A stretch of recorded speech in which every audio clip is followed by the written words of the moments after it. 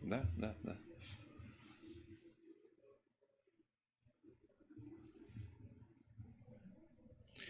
Добрый день, уважаемые коллеги. Мы продолжаем серию вебинаров, которые можно потом будет использовать для организации обучения сейчас на данном этапе с применением дистанционных технологий. И сегодня у нас тема – это организация вебинаров с помощью платформы ProofMe. Но прежде чем я перейду к этой платформе и буду рассказывать о ней, скажу несколько слов о ней, хотелось бы отметить следующее. Во-первых, на нашем сайте kriro.ru значит, вот создана уже страничка, сейчас она находится в разработке. Это информационно-методическая поддержка организации обучения вот в настоящий период организации дистанционного обучения. Значит, данная страничка будет предназначена как педагогическим работникам, так и родителей, как организовать детей вот в этот период, как проводить, какие формы использовать при проведении уроков с применением дистанционных технологий. Постараемся здесь максимально полно отобразить всю информацию, которая у нас есть, рассказать о тех платформах, которые есть, рассказать о тех методах, которые можно и методиках, которые можно использовать при организации обучения детей в настоящий момент, при организации их занятости, чтобы вот этот данный, может быть, период у нас прошел более-менее благополучно и без всяких казусов и неприятных историй. На сегодняшний день организация обучения, конечно, не всеми педагогами, но некоторыми из них, это сводится к тому, чтобы в электронном журнале дать домашнее задание для самостоятельного выполнения детьми, то есть выполнить какие-то упражнения или задания из учебника, прочитать учебник, хотя есть множество других, ну и, соответственно, выполнив задание, сфотографировав или отсканировав страничку выполненного задания, отправляем учителям на проверку. Достаточно большая нагрузка, я думаю, будет ложиться как на учителей, так и на детей. Если, предположим, у вас 6 уроков, и по всем 6 урокам будут заданы задания, то, естественно, это большая нагрузка будет на ребенка в том числе, а потом, чтобы проверять, учителю тоже. То есть есть другие какие-то и платформы, та же платформа Яндекс, та же платформа Я-класс, о которой мы вчера говорили, та же платформа Учиру позволяет педагогам облегчить себе в труд в плане проверки хотя бы заданий.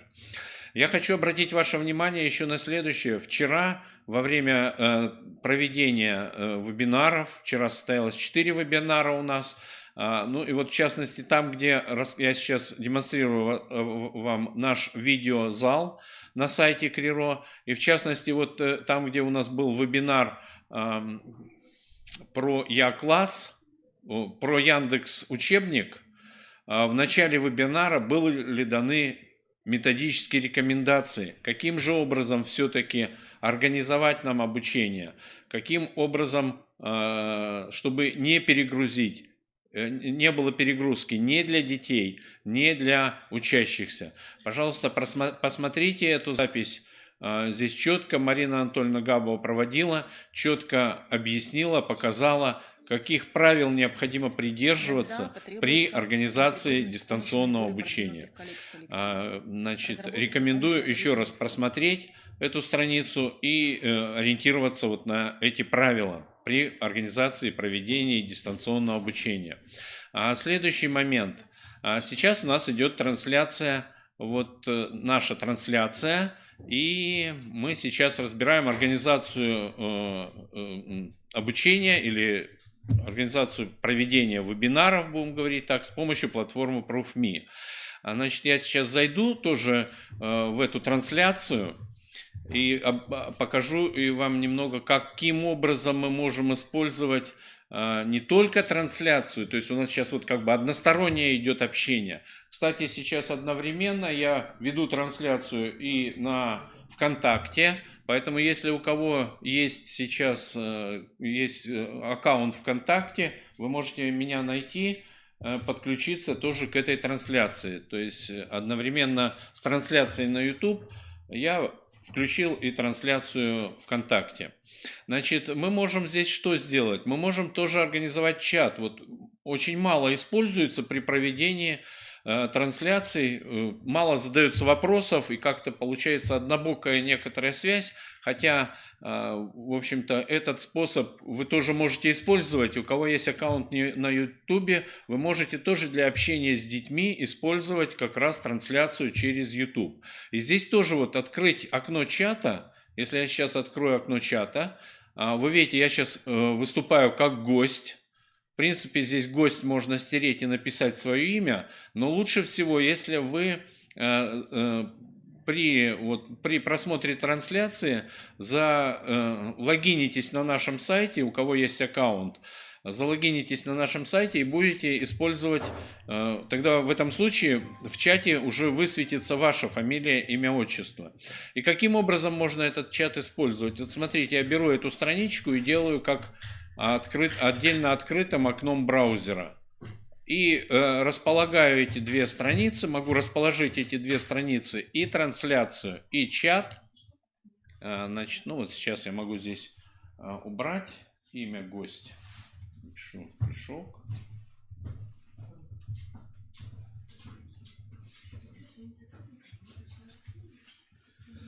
Так, ну, к сожалению, символы, да? Ну, напишу здесь... Нет, все равно он вернул меня на гость, поэтому лучше залогиниться, и тогда будет ваша фамилия. Так,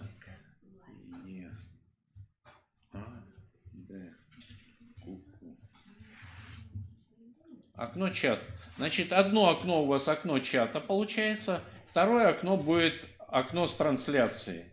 Расположить, у нас операционная система Windows многооконная, позволяет расположить как бы рядышком.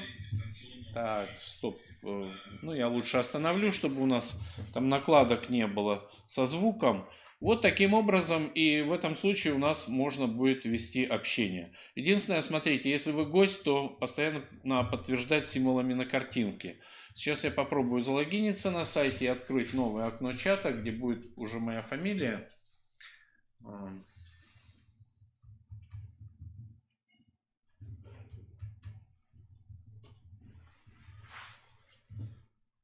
Еще раз тогда зайду в эту трансляцию сейчас.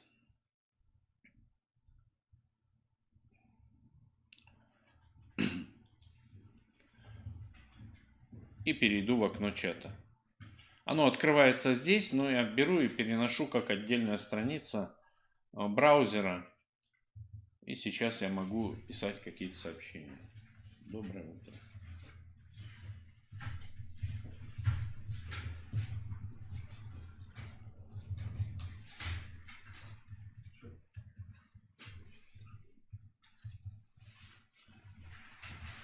Отправить.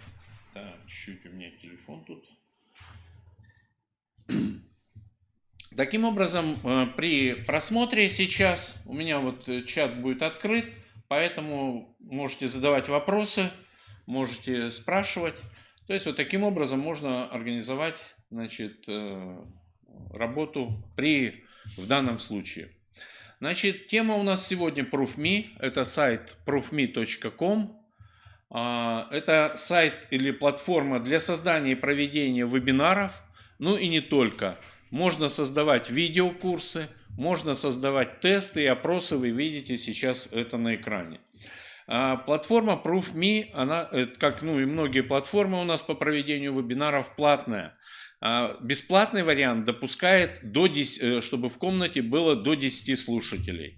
Но, как и все коммерческие организации, многие коммерческие организации оказывают для образовательных услуг, для образовательных организаций оказывают какие-то скидки, делают и так далее. В том числе по заявке каждого педагога, вот зарегистрировавшись на этом сайте и написав в техподдержку заявку, что вам нужна комната, предположим, на 30 человек для вашего класса, для ваших учащихся, пишите заявку, что вы проводите данные вебинары, не используя какую-то коммерческую выгоду, используете только в учебных целях, и вам открывают значит, техподдержка ProofMe открывает вам доступ, предположим, для 30 человек.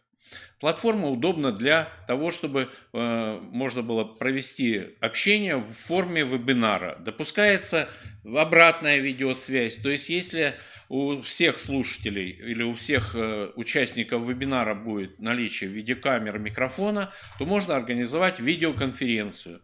Вот сейчас я провожу трансляцию ВКонтакте тоже. К сожалению, как и трансляция на Ютубе, мы не можем организовать обратную связь, видеосвязь, будем говорить так. То есть вы можете вот в чате писать, мне какие-то вопросы задавать, но обратной связи мы как бы не увидим.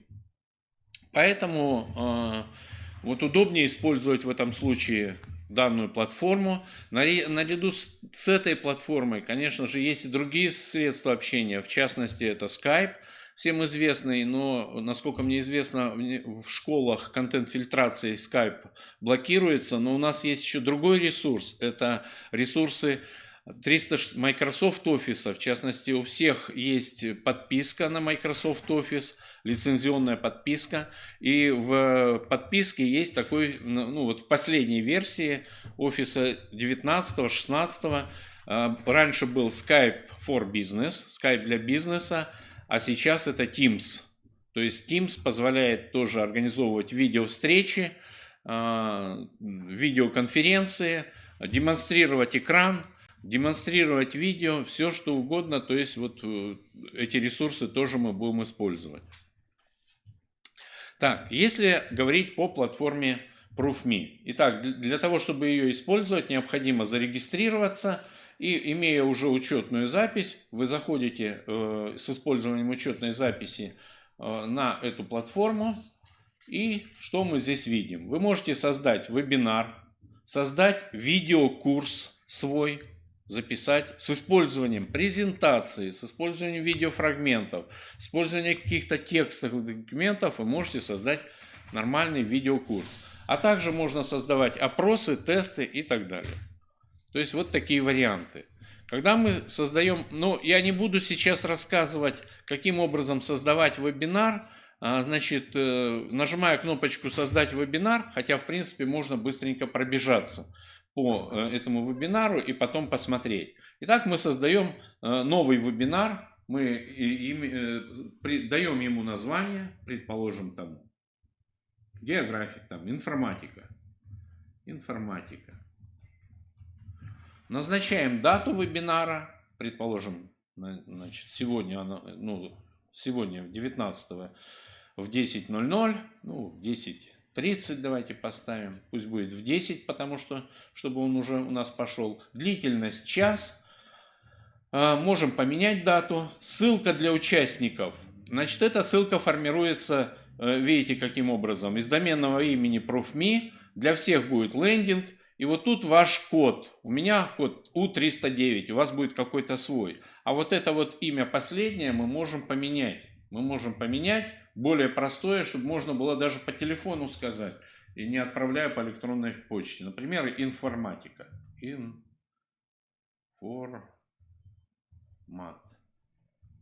Информат пусть будет. Да? Как видите, у меня максимальное количество моего вебинара 300 человек. То есть я аналогично, как я вам рекомендовал, написал в техподдержку письмо, что вот мне нужна, я провожу вебинары в обучающих целях, не использую их в коммерческих целях, провожу вебинары, вот мне нужна комната 300 человек.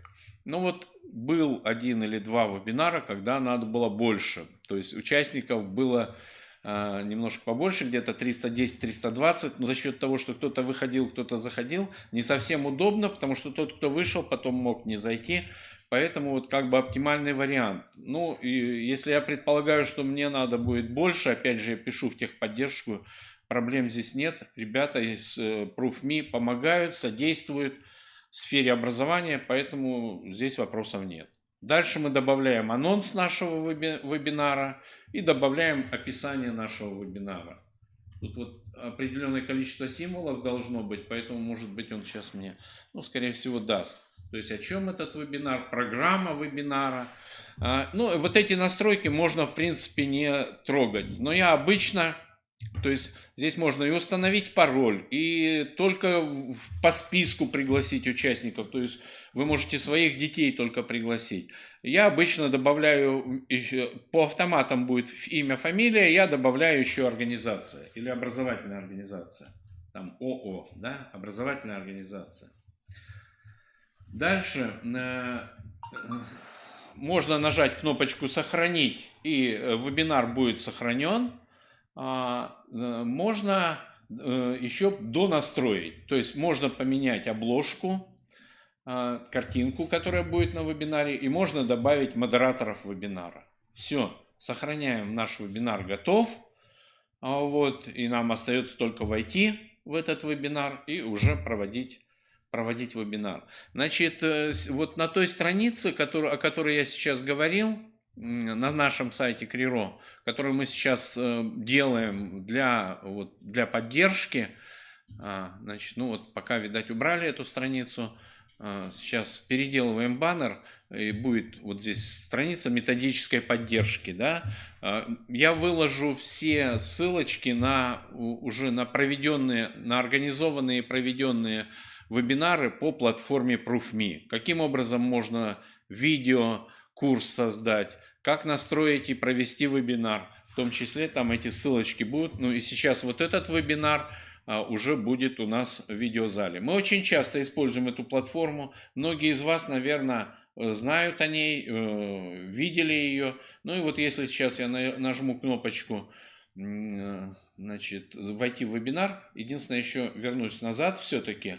Вот если вы хотите что-то исправить в созданном вами вебинаре, время поменялось, еще что-то, продолжительность вы хотите увеличить, картинку вы хотите поменять, кнопочка «Редактировать», и мы возвращаемся обратно. Ну вот я сейчас посмотрю, что тут у нас из картинок есть, попробую какую-нибудь другую картинку применить. Ну, вот такую применю картинку к моему созданному вебинару, и она уже будет вот такой. Значит, вернулся к тому, чтобы вот эта ссылка для участников, во-первых, значит, если вы проводите, то вот часто проводите вебинар, первая часть будет известна из вебинара в вебинар, это у вас остается. Единственное, вот это последняя часть. Или вы эту ссылочку копируете, вот сейчас написано «ссылка скопирована». Вот, и можете отправить по электронной почте, можете выставить на своем сайте, можете включить ее в информационное письмо, это уже на ваше усмотрение. Каким образом вы доведете вашу ссылку до своих слушателей. Итак, когда мы заходим в вебинар, здесь в данном случае настройки сделаны таким образом, что у нас есть видео. И когда я сейчас включу видео, то я появлюсь, соответственно, в этом окне. Когда мы запускаем наш вебинар, включаем видео, то появляется вот такой красный кружочек, красное окошко, что идет запись вебинара. Ну, сейчас, скорее всего, в настройках у меня не настроена камера здесь, поэтому так, запуск не запустился почему-то видео, Саша, у меня. Итак, чат. Видео, в крайнем случае, вот колесо настройки, где вы выбираете микрофон, камеру выбираете, нормальные настройки. Режим в данном случае RTC у нас используется. Сюда вы можете загрузить презентацию. Вы можете использовать демонстрацию рабочего стола. То есть вот сейчас я, если включу, будет демонстрация рабочего стола. Значит, что мы видим в верхнем меню? Вы можете прикреплять материалы. Ну вот в данном случае вот эта папочка здесь сигнализирует о том, что материал, можно сюда загружать материалы. Когда вы загрузите презентацию, она появится в этой папочке. Значит, у нас есть чат, а есть специальное окно по вопросам. Я обычно рекомендую, в чате мы обсуждаем технические какие-то вещи, видно, слышно и так далее. А вопросы, касаемые вебинара, лучше задавать в закладочке «Вопросы». Почему? Потому что в чате часто там вот эти технические вопросы забивают, и для ведущего вебинара тяжело потом найти тот вопрос, который касался бы вебинара. То есть мы начинаем отвечать на вопросы технические, у кого-то звук пропал, у кого-то там видео пропало, еще и даем рекомендации, как выйти в этом случае из положения. Вот. А вопросы по теме вебинара как бы могут потеряться, поэтому лучше их задавать в закладочке «Вопросы». В данном случае два участника. Ну вот Александр Михайлович мне помогает сегодня, он подключился тоже. В данном случае два участника, а так у вас будет много участников. Много участников. Единственное, когда вы заходите не зарегистрированные на сайте Proof.me, у вас могут высвечиваться разные города. Города всего мира. Там, и США, и все прочее, прочее. И часто возникает вопрос, почему у меня город совершенно... Города присваиваются, не знаю каким образом, но каким-то случайным образом, если вы не зарегистрированы на этом сайте. Если вы зайдете как зарегистрированный участник этого сайта, во-первых, у вас вебинар сохранится в вашей вебинарной, в вашем кабинете, личном кабинете, а во-вторых, вы будете высвечиваться вот уже с нормальным городом. Значит, вы видите, здесь можно загрузить презентацию, можно создать пустую презентацию и что-то демонстрировать, доску для рисования загрузить, текстовое поле можно загрузить и прямо здесь писать тот текст, который вам необходим будет. Вот я сейчас создал текстовое поле и в принципе здесь прямо во время вебинара могу осуществлять какие-то действия. Сейчас... Наверное, он загрузится сейчас, это текстовое поле. То есть прописывать какие-то вещи. Так, вот он, курсор у меня появился. И, то есть уже я могу создавать. И уже это текстовое поле, я его назвал ААА, оно появится у меня вот здесь. И когда я перейду в какой-то другой режим или загружу новую презентацию, чтобы вернуться к этому текстовому полю, в принципе, вот я возвращаюсь к нему. И опять могу писать. То есть возможностей даже при проведении вебинара, какие-то вещи на ходу вебинара можно делать. Режимы. Режимы могут быть несколько режимов. Вот в данном случае режим видео.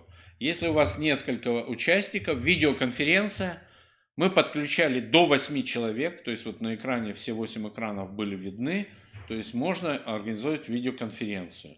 Вот как до этого у нас был режим видео, чат, презентация. Если вам надо, плохо видно презентацию, вы можете развернуть на весь экран вашу презентацию, либо на любое окно мы можем развернуть на весь экран. Вы на свое усмотрение, как участник вебинара, можете это делать. Дальше есть режим вот такой, когда все те файлы, которые я прикрепляю, вы видели в режиме презентации, я загружаю презентацию, могу вместо слова презентация могу загрузить любой текстовый документ и так далее. Видео могу загрузить. Все оно будет здесь сохранено и доступно будет для скачивания всем участникам. Ну и соответственно чат, да, чат, с этим все знакомы, привет. Александр Михайлович мне сейчас ответит в чате. То есть вот такая вот платформа удобная. Единственный минус очень часто бывает, учитывая то, что у нас не везде на сегодняшний день достаточно хороший интернет, бывают часто сбои именно по картинка пропадет, да, или звук пропадает звук, картинка. Значит, ну каких-то вот рекомендаций мы обычно используем Google Chrome браузер, Google Chrome. Вот. Еще как бы слушатели рекомендуют Mozilla использовать, тоже идет. Вот. Какие рекомендации, если пропадает звук, пропадает видео, пропадает изображение? Ну, первое, это, во-первых, выйти и снова зайти. Следующий вариант — это обновить браузер, Ctrl F5. Вот. Ну, скорее всего, как бы там, где интернет нормальный, там, где интернет хороший, никаких недоразумений нет. Оборудование у нас достаточно сейчас хорошее, микрофоны хорошие, звук хороший. То есть это может быть только на вашей стороне, если какие-то сбои бывают. Вот, значит, вот это одна из платформ для проведения вебинаров, которую вы можете тоже использовать в работе с детьми.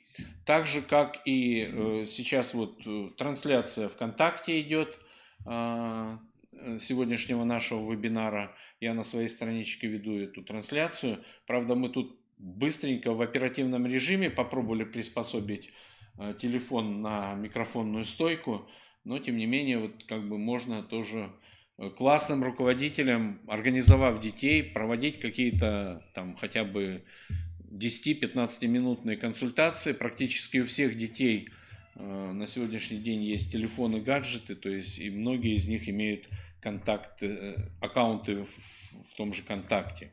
Ну и, конечно же, мы не должны зацикливаться только на использовании интернета. Надо учитывать то, что есть в классе, по крайней мере, несколько детей наверняка есть, у кого нет интернета, у кого нет технических возможностей, возможно использовать интернет, то не забывать про консультации. Значит, министр, проводя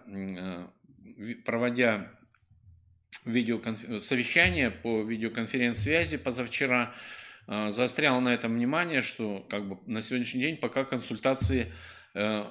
очные консультации не запрещены. Если 1-2 ученика к вам приходят в школу на консультацию, то, естественно, заворачивать или отправлять их домой нежелательно, то есть надо провести с ними консультацию или даже пригласить на консультацию тех детей, у которых нет технических возможностей получать домашнее задание или выполнять какое-то задание с использованием сети интернет. Возможно, интернета нет, возможно, компьютера нет, возможно, телефона нет или смартфона. То есть это надо учитывать. Классные руководители должны быть в курсе того, каковы технические возможности ваших родителей, ваших детей, и, соответственно, подходите индивидуально уже к этим детям, которых тоже нельзя отвергать. Коллеги, если есть вопросы, можно в чате эти вопросы задать.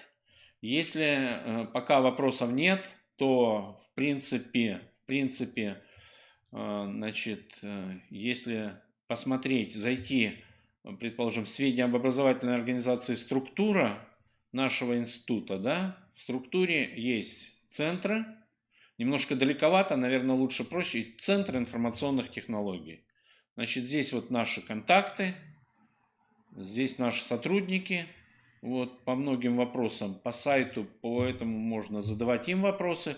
Ну, а лучше всего это телефонный справочник, который есть тоже на главной странице нашего сайта. И в телефонном справочнике как бы все телефоны указаны. Значит, наш телефон 28 60 11, добавочный 338. Центр информационных технологий в образовании. Звоните, пишите, адреса, телефоны, контакты есть. Удачного всем использования вот этих технологий, о которых мы с вами говорили, о которых еще будем говорить. Я думаю, мы продолжим серию вебинаров на следующей неделе с приглашением уже конкретно учителей, которые расскажут о своем опыте, как они используют тот или иной ресурс в своей работе. Поэтому будьте на связи, следите за новостями на нашем сайте, потому что некоторые вещи сейчас делаем в оперативном порядке, некоторые письма до вас, возможно, еще даже не дошли, поэтому все у нас в новостной ленте, в анонсах. Следите, смотрите, будем рады вам помочь в тех вопросах, в которых есть затруднения. Спасибо за внимание, всего доброго, удачи!